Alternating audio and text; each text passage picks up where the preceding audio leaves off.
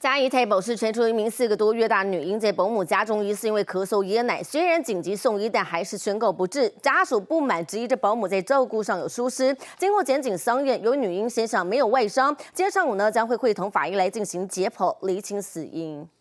4个多月大的小女婴张着大大的眼睛，在镜头前模样相当可爱，却没想到在保姆家却疑似因为噎奶死亡。保姆的口供是说，孩子断断续续喝奶睡觉，因为咳嗽导致睡眠中断，因为哭而用力导致奶吐出来。在11点35分的时候，保姆到厨房准备副食品，11点45出来发现帮孩子用婴儿的哈姆立克法及 CPR， 并在11点50分通知我们及救护车。家属说，小婴儿在前几天因为感冒，晚上有点咳嗽，但睡得还不错。没想到隔一天早上8点送到保姆家，11点多，保姆到厨房准备副食品的时候，就发现小朋友因为咳嗽出现噎奶的状况，保姆将女婴紧急送医，结果还是回天乏术。他哭就是在跟你求救，你如果愿意那时候赶快放下手边工作，过来看一下我的小孩，我相信绝对不会发生这种事情。家属无法理解，小婴儿虽然感冒咳嗽，但是在家里晚上喝奶都没有问题，为什么才送去保姆家，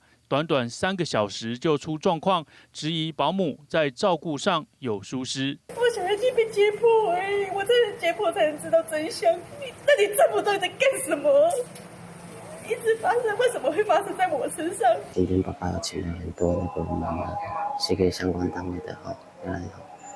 跟人讨一个公道。小女婴的父母亲说，他们在小女儿满月之后就找这名保姆照顾，虽然有合格的保姆证照，但是家属认为保姆在小婴儿出现状况的时候，第一时间没有妥善处理，有明显疏失，尚无忍痛放手让法医解剖，希望能够厘清死因。记者张俊荣嘉义报道。